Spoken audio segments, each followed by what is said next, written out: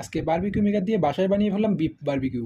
প্রথমে ভেবেছিলাম গরুর মাংস দিয়ে বানানো বারবিকিউ হয়তো বা ভালো লাগবে না, কিন্তু পরে যা দেখলাম তা দেখলে আপনারাও অবাক হয়ে যাবেন। তো চলুন কীভাবে বাসায় বানিয়ে ফেললাম গরুর মাংস দিয়ে বারবিকিউ তা আপনাদের মাঝে শেয়ার করি।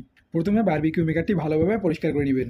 যদি বারবিকিউ মেকার না থাকে তাহলে আপনি ফ্রাই প্যানও ব্যবহার করতে পারেন।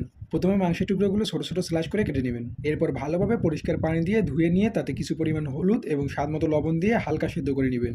লবণটা পরিমাণ মতো দিবেন যেন পরবর্তীতে আর লবণ দিতে না হয়। হালকাভাবে সেদ্ধ করে নেওয়ার দুইটা কারণ আছে, এই কারণ দুটো আমি আপনাদের পরে বলতেছি। হালকা সেদ্ধ হয়ে গেলে মাংসগুলো কড়াই থেকে নামিয়ে নিয়ে ঠান্ডা করে নিতে হবে। এখন মাংসের স্বাদ বাড়ানোর জন্য প্রয়োজনীয় মশলা অ্যাড করে নিতে হবে। গরম মশলা, মরিচের গুঁড়া, আদা বাটা, রসুন বাটা, চাইলে এর সঙ্গে আপনি ঘিও অ্যাড করে নিতে পারেন। তবে এর সাথে পেঁয়াজ বাটা না দেওয়াই ভালো, পেঁয়াজের কারণে মাংসের ফ্লেভার নষ্ট হয়ে যায়। আগেই লবণ হলুদ দিয়ে সেদ্ধ করে নেওয়ার কারণে এখন আর লবণ হলুদ দিতে হবে না। যেহেতু সেদ্ধ করে নেওয়ার সময় হলুদ দিয়েছিলাম তাই মাংসের কালারটা অনেক সুন্দর দেখা যাবে, না হলে মাংসের কালারটা কালো হয়ে যেত। এখন মাংসগুলো ভালোভাবে মেখে নিয়ে 10 মিনিট ফ্রিজে রেখে দিবেন। এরপর ফ্রিজ থেকে তা বের করে নিয়ে বারবিকিউ মেকারে সুন্দরভাবে বসিয়ে দিবেন। এবার বারবিকিউ মেকার টেম্পারেচার 80 ডিগ্রি সেলসিয়াসে সেট করবেন।